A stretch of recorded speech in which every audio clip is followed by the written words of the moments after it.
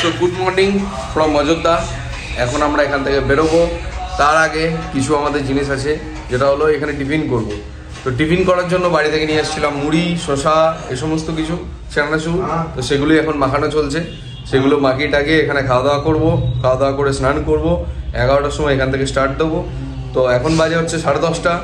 তো চলো আমরা এখন রেডি হয়ে সমস্ত কিছু করে নিই, তারপর তোমাদের সাথে একবারে রাইডিং গিয়ার পরে দেখা হচ্ছে। তো এই যে এইদিকে সঞ্জয় এখন চলছে শসা কাটার কাজে।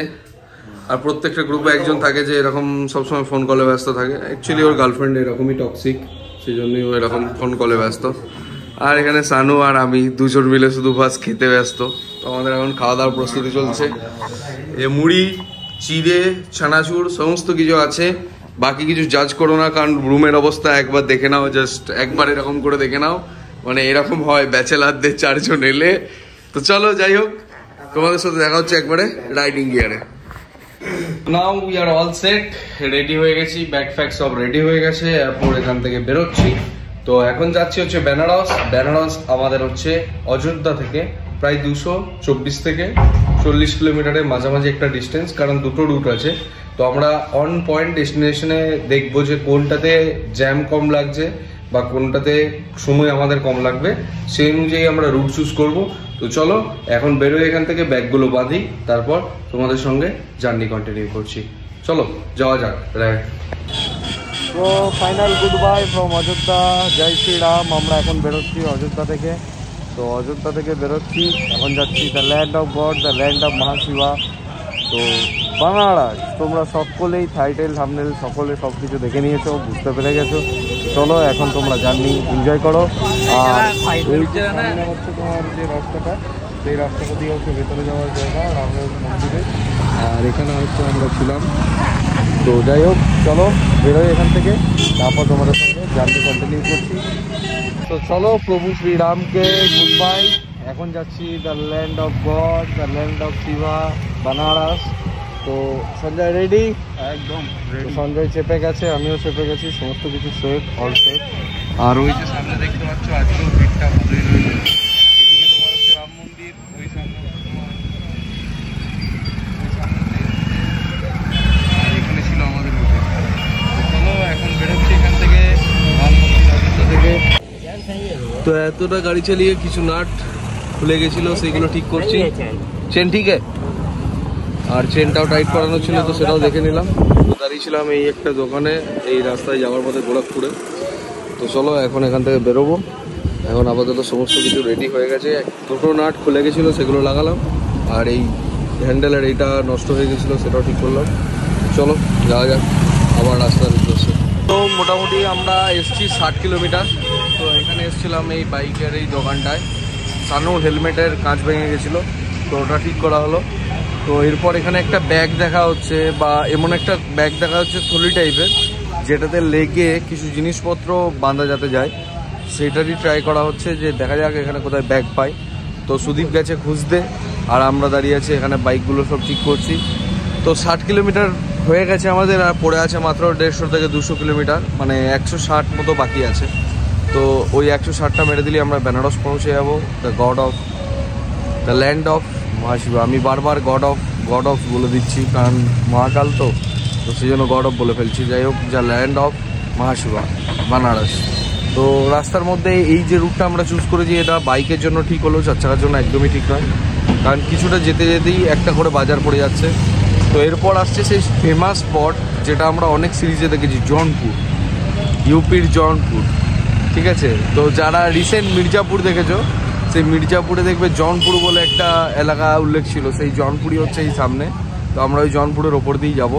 তো চলো এখন আবার জার্নি কন্টিনিউ করি। আমাদের কাজ মোটামুটি কমপ্লিট হয়ে গেছে, শুধু জাস্ট ব্যাগটা নেবো, এখান থেকে বেরিয়ে যাবো। চলো যাওয়া যাক। এখন দাঁড়িয়েছি হচ্ছে একদম পূর্বাঞ্চল এক্সপ্রেসওয়ের নিচে। এরপর আমরা ঢুকবো হচ্ছে জৌনপুর। তার আগে করে দিচ্ছি একটা স্মল ডিহাইড্রেশন ব্রেক, মানে একটু জল খেয়ে নিই। শরীর সবসময় জলে স্থলে একদম পরিপূর্ণ থাকতে হবে, নাহলে মুশকিল। কারণ এতটা লং জার্নিতে জল টল না খেয়ে গাড়ি চালালে ডিহাইড্রেট লাগবে, শরীরে প্রবলেম হবে। তো সেই জন্য এখন কাজ হচ্ছে গান্নে কা জুস বা আখের রস। তো খেয়ে নিই, কেনার পর এরপর ঢুকবো জৌনপুর। জৌনপুর হয়ে একদম সোজা বেনারস। তো মাঝখানে একটা লাঞ্চ ব্রেক করতে হবে। তো চলো দেখি কোথায় ভালো লাঞ্চ পাওয়া যায়, সেরকম দেখে দাঁড়াবো। তো আমাদের পুরো জার্নিতে এই ফার্স্ট টাইম আমরা রেলগেট পেলাম, যেখানে আমরা আটকা পড়েছি। এটা হচ্ছে তোমার জোনপুর যাওয়ার রাস্তায়, আর জোনপুর মতো 5 কিলোমিটার মতো। তো সেখানেই আমরা আটকা পড়ে গেছি। আর রেলগেট কখন খুলবে কিনা কিছু বুঝতে পারছি না। অ্যাকচুয়ালি আমরা যে এক্সপ্রেসওয়ে ধরে যাচ্ছিলাম, আজকে সেই এক্সপ্রেসওয়ে ধরে আমরা যাচ্ছিলাম। আজকে আমরা জোনপুরে যেতে রাস্তাটা দিয়ে যাচ্ছি, তার কারণ একটাই, প্রায় 34 কিলোমিটার মতো রাস্তাটা কম। তো যাতে গাড়িটাও কম চালাতে হয় সেই হিসাব করেই আমরা এই রুটটা চুজ করেছিলাম। বাট এখন মনে হচ্ছে ভুল করেছি, কারণ ওইটা এক্সপ্রেসওয়েতে আমরা মাঝে রেস্ট নিচ্ছিলাম, রেস্ট নেওয়ার টাইম পাচ্ছিলাম ঠিকই, কিন্তু এতটা চাপ ছিল না। কিন্তু এই রাস্তায় যে কোনো দিক থেকে যে কোনো টাইম গাড়ি ফাড়ি বেরিয়ে করতে মুশকিল হচ্ছে। তো যাই হোক, কোনো আর চান্স নেই বা অপশান নেই, তো এইসবই এগিয়ে যেতে হবে, মানে সামনের দিকে তোমার দিকে। আমরা এখন রেলগেটে আসছি, তো রেলগেটে দেখা যাক কখন কী খোলা না। এই হলো রেলগেটটা, কখন খুলবে কিছু জানা নেই। সিঙ্গেল ওয়ের রেলগেট, কিন্তু কিছু বোঝা যাচ্ছে না, কারণ প্রচুর অসুবিধা আছে। সো এখন চলে এসেছি একদম পূর্বাঞ্চল এক্সপ্রেসওয়ের পাশে, এই যে সম্রাট ধাবা। তো এখানে করব লাঞ্চ। বাজছে হচ্ছে 3:20। তো আমাদের আর ডেস্টিনেশনের দূরত্ব হচ্ছে মাত্র 120 কিলোমিটার। তো এই 120 কিলোমিটারটা আমাদের বেশি সময় লাগতো না, কিন্তু যেহেতু রাস্তাটা একটুখানি ডাইভারশন আছে এবং ভেতরে অনেক কিছু, মানে আমাদের ওখানে যেরকম গ্রামের মোড়গুলো পড়ে, তো সেরকমই এখানে ভেতরে রাস্তায় অনেক লোকজন আছে। তো মোটামুটি 2 থেকে আড়াই ঘন্টা আর লাগবে। আশা করছি 5:30 থেকে 6টার মধ্যে আমরা পৌঁছে যাব। তো দেখা যাক কটায় কি পৌঁছাতে পারি। তো চলো এখন যাচ্ছি ভিতরে গিয়ে লাঞ্চ ফাঞ্চ করে তারপর এখান থেকে বেরোবো। আমরা পূর্বাঞ্চল এক্সপ্রেসওয়ে ধরছি না, কারণ পূর্বাঞ্চল এক্সপ্রেসওয়ের রাস্তাটাও কিছু দূর গিয়ে ডান দিকে ঘুরে আকবরপুর হয়ে সেই একই জায়গায় মিট করছে, আর আমরা জোনপুর দিয়ে গেলেও সেই একই জায়গাতেই পৌঁছাবে। তো যাই হোক, চলো এখন ভিতরে যাব, ভিতরে গিয়ে লাঞ্চ ফাঞ্চ করবো, তারপরে তোমাদেরকে জার্নি আপডেট দিচ্ছি। তো এই হলো ধাবা।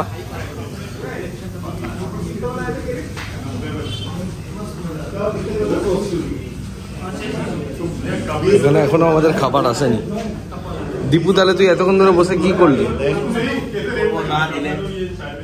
এগুলো ঠিক হচ্ছে? বেচারাটা না খেতে দেবে, কত কষ্টে আছে। দেখো একবার মুখটা দেখো, ইয়ে চেহারায় দেখো একবার, শুকিয়ে গেছে, ছেলেটা শুকিয়ে গেল। দেখো শুকিয়ে গেল। খাওয়াতে নয়, ব্যাগটাতে যা অসুবিধা হচ্ছে আসে ভাই, পারা যাচ্ছে না। এর জন্য হয়েছে, যা পেরেছে কিনেছে, গার্লফ্রেন্ডের জন্য, বাড়ির জন্য, সবার জন্য কিনে একদম ব্যাগটাকে ভর্তি করেছে। মানে এতগুলো গার্লফ্রেন্ড, সবাইকে বলছে একটা করে দিতে হবে। 7টা কিনেছে, যে জিনিসই কিনেছে 7টা। গার্লফ্রেন্ড যারা গার্লফ্রেন্ড দেখছো সবাই দেখে নাও, সব আপডেট দেখে নাও। 7টা করে পিস কিনেছে সব, তার মানে তোমার মতো 6টা আছে আরো, ঠিক আছে? আর সঞ্জয়কে তো আর কি বলবো, চশমা টশমা পরে এখানে গেট আপ দিচ্ছে, মেয়েদের মেসেজ আসছে, রিপ্লাই করতেই ব্যস্ত। আমি গাড়ি চালাচ্ছি, ঠিক আছে, সত্যি কথা বলছি, আমি গাড়ি চালাচ্ছি। তো সঞ্জয়কে সবসময় আমি একটা জিনিসই দেখছি, যে হয় কারোর সাথে মেসেজ করছে, নাহলে কারোর সাথে কিছু করছে। গাড়িতে গান চলছে রিলসের, ঠিক আছে। এখন খাবার দাবার আসুক, একটুখানি বসি, রেস্ট ফেস্ট করি, কারণ অনেকটা জার্নি আমরা করে ফেলেছি, প্রায় 100 কিলোমিটারের ওপর। তো আর কিছুক্ষণ পর আমাদের জার্নি প্রায় কমপ্লিটের দিকে হবে।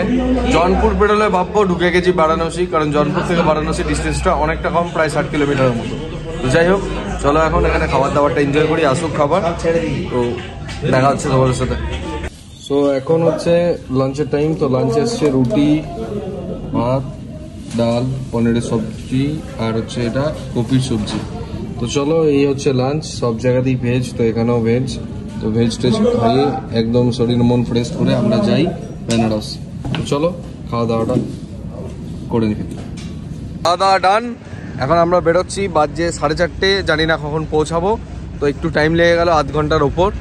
তো যাই হোক, চলো এখন এখান থেকে বেরোই, বেরিয়ে তোমাদেরকে বেনারসের ভিউ, বেনারসের সমস্ত কিছু, সব কিছু ঘুরে দেখাবো, প্রমিস করছি। যেটা আমি দেখবো সেটা তোমাদেরও দেখাবো। তো চলো এখন যাওয়া যাক রাস্তায়। তো এখন যাচ্ছি হচ্ছে জনপুর হয়ে বেনারস। তো চলো তোমরা জার্নি এনজয় করো।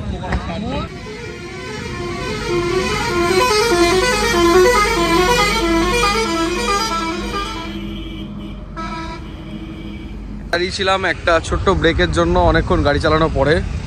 তো পিছনে ছিল সরষে, খেয়ে তুলে নিলাম ভালো ভালো কিছু ছবি, যেগুলো তোমরা সব দেখতে পাবে ইনস্টাগ্রাম আর ফেসবুকে। তো অবশ্যই ফেসবুক ইনস্টাগ্রামে সবাই জুড়ে যেও। তো সকলে মিলে সেখানে দেখে নেবে ছবিগুলো, একটু ভালো ভালো কমেন্ট করে দিও, ঠিক আছে? জানি আমি দেখতে ভালো নয়, তাও যেটুকু আর কি দেখতে লাগে সেটুকুই ছবি তুলি। তো চলো এখন আবার জার্নি স্টার্ট দেবো। তো এখন আমাদের জোনপুর পেরোতে আর মাত্র 3 কিলোমিটার। জোনপুর পেরোলেই আমরা বেনারস ঢুকবো, কারণ এখানে হচ্ছে পুরো 4 লেন। তো 4 লেনের মজাটা এরপর আবার পাবো, কারণ এতটা রাস্তা সিঙ্গেল লেন করে করে যা অবস্থা হয়েছে, মানে যাচ্ছে তাই ব্যাপার ক্রস করতে। যে এই রাস্তাটা যে আসুক না কেন, এই রাস্তাটা যাতে না ঢুকুক বাইক নিয়ে, এটা একদম বাস্তব কথা। কারণ রাস্তাটা যদি ভালো ড্রাইভার না হয়, বর্তমানে খোশবাগানের জ্যাম যে সামলাতে পারবে সে এই রাস্তাটা সামলাতে পারবে, পাতি বাংলা কথা। যদি সে জ্যাম না সামলাতে পারে তাহলে কলকাতার জ্যাম সামলাতে মানে বাইক সাইড দিয়ে পেরোচ্ছি, কোন কোন দিক থেকে বাইক ঢুকছে কিছু বুঝতেই পারছি না, এমন একটা রোড। আর এখানকার লোক তো মানে প্রো ড্রাইভার, প্রো, কোনো ইন্ডিকেটার দেয় না, কোনো কিছু দেয় না, জাস্ট ঘুরে পড়ে আচমকা ওই পার থেকে এই পার একদম আচমকা ওপার থেকে এপার চলে আসবে, এরকম কোনো ইয়ে নাই, রুলস এন্ড রেগুলেশনস বলতে কিচ্ছু নাই। ও জানা তাকাবেই না এদিকে, ও সোজা চলে যাবে, ও ওসব অত কিছু ওরা মানেই না। তো যাই হোক, ভাল লাগলো। তো চলো এরপর আবার বেরোবো সামনের দিকে, জার্নি কন্টিনিউ করি। তো দেখা হচ্ছে তোমাদের সাথে রাস্তায়। সো বেনারস থেকে আছি আর 30 কিলোমিটার দূরে। একটা কথা তোমাদের সাথে শেয়ার করতে চাই, বলে না ভগবান যা করে মঙ্গলের জন্য। তো আমরা প্রথমে যখন জোনপুরের রাস্তাটা ধরেছিলাম তখন ভাবছিলাম যে এই রাস্তাটা আমরা ভুল ধরেছি, NH-19 হয়ে দিয়ে গেলে ভালো হতো। বাট যখন আমরা NH-19 উঠতে যাব তখন যেটা দেখলাম, মানে দেখে যেটা বুঝলাম একবারই আলাদা। আমরা NH-19 দিয়ে এলে আজকে সেম টু সেম অযোধ্যা যাওয়ার দিনের মতো হতো, সারা রাত লেগে যেত আজকে আসতে। একবার জাস্ট তোমরা ভিড়ের জামটা একবার দেখে নাও, তোমাদেরকে ক্লিপটা অ্যাড করছি।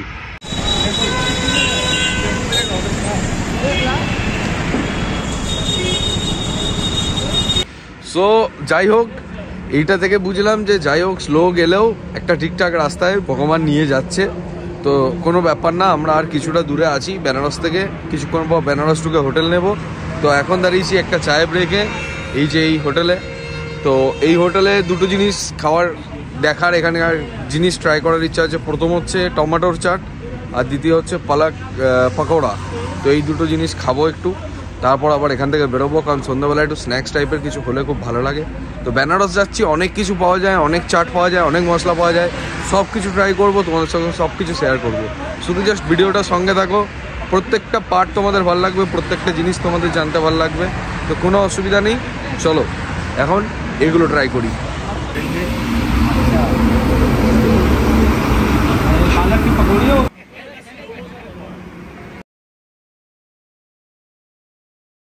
তো এসে গেছে আমাদের পালক পকোড়া। সঞ্জয় একটু খেয়ে দেখাও।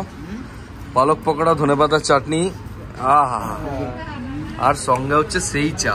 আমি স্পেশালি বললাম একটু আদা বেশি দিই চাটা বানাতে, কারণ সকাল থেকে গাড়িগুলো চালাচ্ছি আর মাথার ঠিক নেই, মাথায় যন্ত্রণা শুরু। তো চলো এখন খাবারটা খাই, জিভ দিয়ে জল পড়ছে, লোভ লাগছে এরপর। তো সেকেন্ড আমাদের আইটেম অর্ডার করা হয়েছে টমেটো চাট।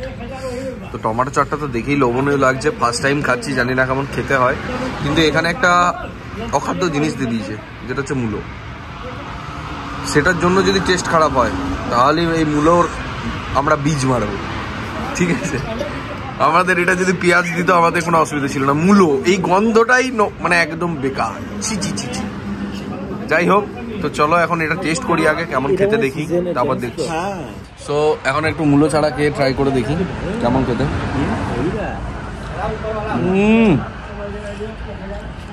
বারকা চিজ, অ্যাকচুয়ালি এটা হচ্ছে ঘুগনি, তার সঙ্গে টমেটো সিদ্ধ করে সেটাকে একদম পুরো একটা ঘেঁটে বানানো, আর ওপরে এই মূলোটা দিয়েছে, কারণ এখানকার এটা সিজনাল একটা জিনিস, যেটা সব জায়গায় স্যালাডে ইউজ করছে। শসা দিচ্ছে না, দাম বেশি বলে। যাই হোক, বাম্পার খেতে ট্রাই করতে পারো, কারণ কাল থেকে তোমাদেরকে এইসবই দেখতে হবে। বেনারস অনেক চাট পাওয়া যায়, তো সব চাটগুলো আমরা ট্রাই করবো। কচুরি ফচুরি অনেক কিছু আছে যেগুলো ট্রাই করার আছে। তো চলো এখন এটা খাই, তারপর বেনারসে গিয়ে বেনারসের খাবার খাবো। তো ফাইনালি আমরা ঢুকে গেছি বেনারস সিটি। আমরা এখন একটা জামে ফেসে আছি, বাট বলাই বাহুল্য গোটা বেনারসের মনে হয় একসাথে বিয়ে হচ্ছে। বেনারসের যত ছেলেপুলে আছে মানে এত বিয়ে বাড়ি ভাই কোথায় হয়? বেনারসে মোটামুটি আমরা 20-25টা দেখে নিলাম এই মধ্যে। এই দেখো ডান দিকেও একটা রয়েছে। তো যাই হোক, আমরা বাদিক দিয়ে ঢুকবো বেনারস সিটি। আমাদের এখন যেতে হবে আস্তি ঘাটে গেছে হোটেল নেওয়ার প্ল্যানিং আছে, যদি কম পয়সায় পাই ওখানেই নেবো, আর নাহলে আরো অন্যান্য জায়গা দেখবো। সো ফাইনালি যেটার জন্য অপেক্ষা করছিলে সেটাই হয়েছে। তো আমরা চলে এসেছি বারাণসী। আমরা টোটাল 1194 কিলোমিটার গাড়ি চালিয়ে প্রয়াগরাজ ঘুরে, অযোধ্যা রাম মন্দির ঘুরে, এরপর এসেছি আমার পার্সোনালি ফেভারিট জায়গা দ্য ল্যান্ড অফ মহাশিবা, বারাণসী। তো এখানে এসছি, এখন দাঁড়িয়ে আছি আস্তি ঘাটের একদম সামনে। এই রাস্তাটা সোজা গেলে হচ্ছে আস্তি ঘাট। তো এখানেই আমরা হোটেল নেব, কারণ মর্নিংয়ের যে আরতিটা হয়, সন্ধ্যা আরতিটা হয়, সমস্ত কিছু এক্সপিরিয়েন্স করার আছে এবং পুরো বেনারসকে এক্সপিরিয়েন্স করার আছে। তো সেইটার জন্য আস্তি ঘাটের যত কাছাকাছি হয় আমরা হোটেল নেওয়ার চেষ্টা করব। তো দেখি আগে যাই, আমি আর শানু যাবো এখন হোটেল খুঁজতে। দুজন মিলে গিয়ে দেখি 3-4টা হোটেল খুঁজে কোথায় হোটেল পাই। বাট সিরিয়াসলি বলছি, আস্তি ঘাট ঢোকার সময়তেই যে স্মেল দিয়ে আমাদেরকে এন্ট্রি দেওয়া হয়েছে, মানে ফিল করে গেছি, ঢুকতেই ফিল করে গেছি। আর একটা জিনিস তোমাদের না বললেই নয়, সবাই সব জায়গায় যেতে পারে, যে কোনো জায়গা, সমতলের যে কোনো জায়গায় যেতে পারে, কিন্তু বেনারস তখনই মানুষ আসতে পারে যখন মহাদেব তাকে পার্সোনালি ইনভাইট করে। কারণ এটা এই জন্যই ফেমাস, কারণ এটা হচ্ছে ল্যান্ড অফ মহাশিবা। এখানে কাশী বিশ্বনাথ টেম্পল থেকে শুরু করে প্রত্যেকটা জায়গায় মহাদেবের নিদর্শন আছে। তো সেই জন্যই আমি বারবার বলেছি, এটা আমার কাছে ড্রিম সিটি। আমি কেদারনাথ গেছি, বদ্রীনাথ গেছি, বাট এই জায়গার উপরে আমি 4 বার গেছি, একবারও ঢুকতে পারিনি। ভগবানের ডাক এসছে এবার, তো সেই জন্যই হয়তো আমি এখানে আসতে পেরেছি। তো সবই উপরওয়ালার দান, যেরকম সবাই বলে সেরকম আমিও বলছি। এটা পার্সোনালি বলছি এই কারণেই, কারণ আমার সমস্ত কিছু কন্ডিশন যদি তুমি জেনে যাও তাহলে বুঝতে পারবে না যে এত কিছুর পরেও এরকম করে ঘুরে বেড়াচ্ছি, বাইক চালাতে পারছি, এত দূর আসতে পারছি। এটা আমার কাছে মানে ব্লেসিংস ছাড়া আর কিছু হতে পারে না। পায়ে হেঁটে কেদারনাথ উঠেছি, ওটাও ব্লেসিংস। এই গাড়ি চালিয়ে এত দূরে এসেছি, এটাও ব্লেসিংস। তো বেশি কিছু আর বলবো না, তোমাদেরকে পুরো বেনারস সিটি এক্সপিরিয়েন্স করানোর আছে, পুরো বেনারস ঘুরে দেখানোর আছে। তো চলো যাওয়া যাক সামনের দিকে হোটেল খুঁজতে আস্তি ঘাটে। তো চলো তোমাদেরকেও দেখাই। তো এখন আছি হচ্ছে বেনারসের হোটেলে, অয়ন্তিকা সম্ভবত হোটেলের নাম, Ayantika hotel and lodge in. তো যাই হোক, হোটেলের নামও মনে নেই, তার একটাই কারণ, সন্ধে 8টা 8:30 থেকে আমরা রুম খুঁজতে বেরিয়েছিলাম। তো মোটামুটি আমাদের টাইম লেগে গেছে রাত্রি 2টো হোটেল খুঁজতে। তার কারণ একটাই, গোটা বেনারসে কোনো জায়গায় হোটেল একটাও অ্যাভেলেবেল নেই, একটা রুমও অ্যাভেলেবেল নেই, শোয়ার জায়গা অ্যাভেলেবেল নেই, কিচ্ছু অ্যাভেলেবেল নেই। অবস্থা বিভৎস টাইট। এবং আমরা অবশেষে যে হোটেলটা পেয়েছি সেটা 4 জনের জন্য ইনাফ, বাট প্রাইস অনেক হাই। মানে আমরা যেটা এক্সপেক্ট করেছিলাম 1,500, 2,000, 2,500 সব কিছু ছাড়িয়ে 3,500, 4,000 করে এখানে রুমের রেন্ট এক দিনের। তো সেই মতো সবাই প্রিপারেশন নিয়ে আসবে, মাইন্ড সেট করে আসবে। আর সেকেন্ডলি আরেকটা জিনিস যেটা খুবই ইম্পর্টেন্ট, এখানে কাশী বিশ্বনাথ মন্দির আমরা যেটুকু শুনলাম সবার কাছে 5 থেকে 6 ঘন্টা লাগছে দর্শন করতে। তো জানি না অ্যাকচুয়ালি কি হবে, কালকের দিনে আমরা সবকিছু প্ল্যান করেছি, প্ল্যান আগে থেকে কিছু বলছি না, বাস গিয়ে দেখছি, যেটা হবে তোমাদের সঙ্গে সেটা শেয়ার করবো। কারণ এখানে প্ল্যান করে কিছু হবে না, যেটা হবে সেটাই হবে। সুতরাং চলো আজকে গুড নাইট। রাত্রি বাজে এখন 2:48, ঘুমাতে যাচ্ছি। কালকে সকালে তোমাদেরকে যেটা হবে সেটা দেখাচ্ছি।